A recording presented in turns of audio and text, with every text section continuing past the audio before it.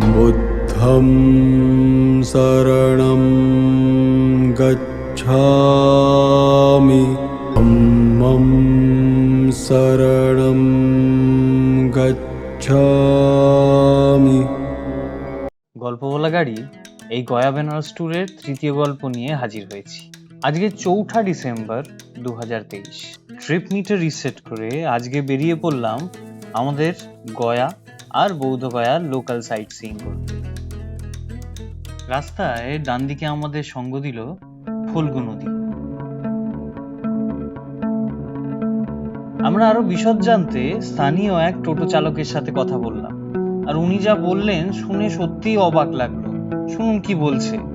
ये पूरा पुल के ऊपर बहुत दिन हो गया जो मैंने पानी ही नहीं देखा, और कोई भी मौसम में इस नदी से मतलब रेती निकालो ऐसा खड्डा करो तो पानी निकल जाता है 2-2.5 फुट के बाद। कभी कोई भी अप्रैल का महीना हो, मई हो, जून हो, कोई भी महीना हो, ऐसा थोड़ा किया तो पानी आता है। ফল্গু নদীর পার থেকে আমরা চললাম আমাদের পরের গন্তব্য বিষ্ণুপদ মন্দিরের দিকে।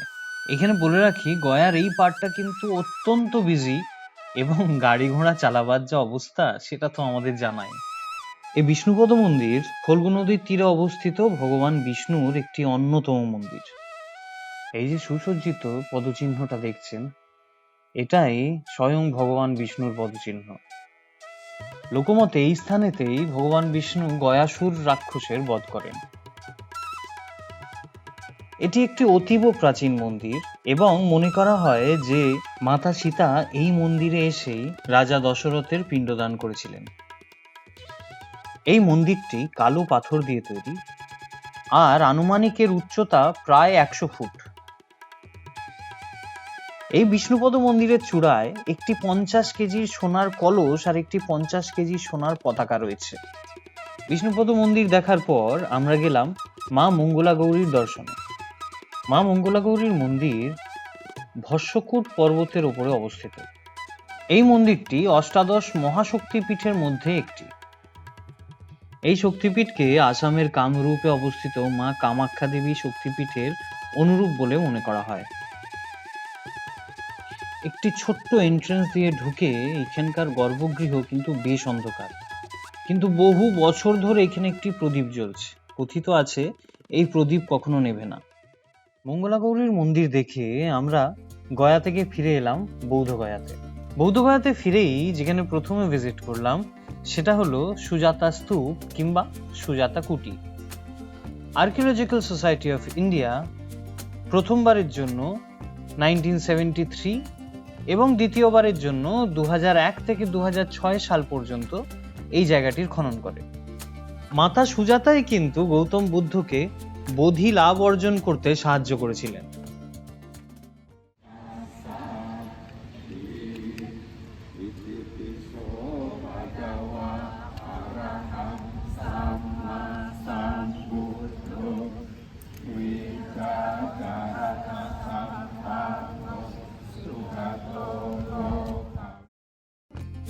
সুজাতা স্তূপ দেখে আমরা জিপিএসে পরের গন্তব্য সুজাতা মন্দির সেট করলাম।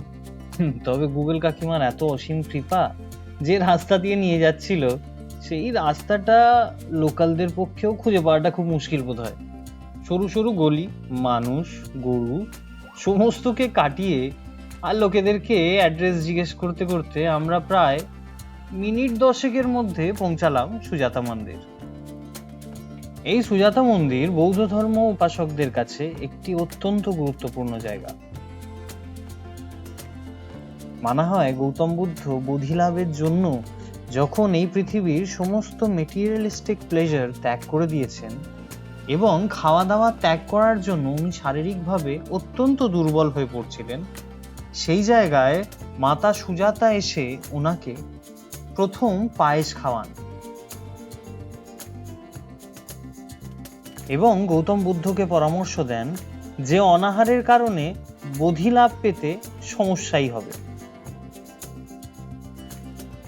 এই মন্দিরেতেই মাতা সুজাতা গৌতম বুদ্ধকে বহু বছরের স্টারভেশনের পর প্রথম অন্ন আহার করান, আর সেই অন্ন আহারে ছিল এক বাটি পায়েস।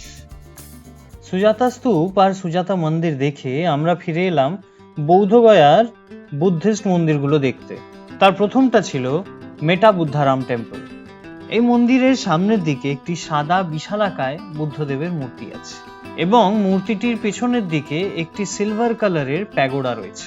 দুর্ভাগ্যবশত মন্দিরের মেন গেট বন্ধ থাকায় ইচ্ছে থাকার সত্ত্বেও আমরা ভেতরে যেতে পারিনি, তবে আশা করি মন্দিরটা ভেতর থেকে আরো সুন্দর। তারপর আমরা কিছু দূরেই অবস্থিত রয়্যাল ভুটানিজ মনেস্ট্রি দেখতে এলাম। চিরশান্তির সন্ধানে বিশ্বের বিভিন্ন প্রান্ত থেকে মানুষ এই মঠে আসে। এটা নির্মাণ করেছিল ভুটানের রাজা ভগবান বুদ্ধের প্রতি শ্রদ্ধা রেখে। এই মনেস্ট্রির ইন্টেরিয়ার্স এর কাজগুলো এতটাই নিখুঁত আর এতটাই দৃষ্টিনন্দন, আপনারা দেখতেই পাচ্ছেন। রয়্যাল ভুটানিজ মনেস্ট্রি দেখে আমাদের পরের গন্তব্য ছিল the great Buddha statue of Bodh Gaya. এই 61 ফুট উঁচু স্ট্যাচুটি খোলা বাতাসে একটি পদ্মের ওপর ধ্যানের ভঙ্গিতে উপবিষ্ট বুদ্ধের প্রতিনিধিত্ব করে। এই মূর্তিটিকে পুরো সম্পন্ন করতে প্রায় 7 বছর সময় লেগেছিল। এখন যে মনেস্ট্রিটির দিকে যাচ্ছি সেটা হলো ইন্ডোসান নিপন জাপানিজ টেম্পল। বৌদ্ধ সংস্কৃতি এবং জাপানি স্থাপত্যের এটি একটি অসামান্য উদাহরণ। এই মন্দিরটির নির্মাণ সম্পন্ন হয় 1972 সালে। মন্দিরের কাঠামো কাঠের খোদাই করা এবং এটি দেখতে জাপানি মন্দিরের মতোই। এই মনেস্ট্রিটি বৌদ্ধ ধর্ম এবং ভগবান বুদ্ধের বিশ্বাস সংরক্ষণ ও প্রচারের জন্য নির্মাণ হয়েছিল।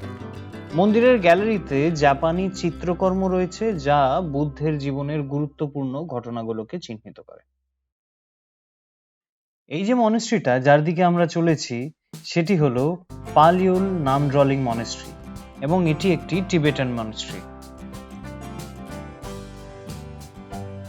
মন্দিরে এখন 3টি প্রধান মূর্তি রয়েছে। মাঝখানে বুদ্ধ শাক্যমুনি, ডান দিকে গুরু রিনপোচে এবং বাম দিকে অবলোকিতেশ্বর। এই মূর্তিগুলো হোলিনেস দ্রুববাং রিনপোচের নির্দেশনায় নির্মিত হয়েছিল। ওই যে ইংলিশে বলে না, save the best for the last, সেটাই হয়তো আমাদের সাথে হয়েছিল। কারণ লাস্টের জন্য যে মনেস্ট্রিটাকে বেছে রেখেছিলাম সেটি হলো ওয়াট থাই মনেস্ট্রি। ওয়াট থাই মনেস্ট্রি 1956-এ থাইল্যান্ড গভর্নমেন্ট আর ইন্ডিয়ান গভর্নমেন্টের জয়েন্ট কোলাবোরেশনে তৈরি হয়েছিল। থাই স্থাপত্যের একটি চমৎকার উদাহরণ। এই সুন্দর সাইটটি থাই সংস্কৃতি এবং ঐতিহ্যের অগণিত রং প্রদর্শন করে। এই মনেস্ট্রির ভিক্ষুরা ভগবান বুদ্ধের মতাদর্শ ও শিক্ষা প্রচারের গুরুত্বপূর্ণ ভূমিকা পালন করে। মন্দিরের অভ্যন্তরে আপনি বুদ্ধের একটি বিশাল ব্রোঞ্জ মূর্তি দেখতে পাবেন যা তার সমান সুন্দর চিত্রগুলি দ্বারা বেষ্টিত। ব্যাস আর কি, সেই দিনটা আমরা সন্ধ্যেবেলা লিট্টি চোখা চাট দিয়ে শেষ করলাম আর রাত্রের খাবারের জন্য আমরা লোকাল একটা রেস্টুরেন্টে গিয়ে মোমো এবং স্ট্রবেরি চিজ কেক খেলাম। পরের দিন আমাদের বৌদ্ধগয়া থেকে বেনারস যাওয়ার পালা, তবে আগে মহাবোধি মন্দির দেখে এর পরের এপিসোডে সেই গল্প নিয়ে হাজির হব, দেখতে ভুলবেন না।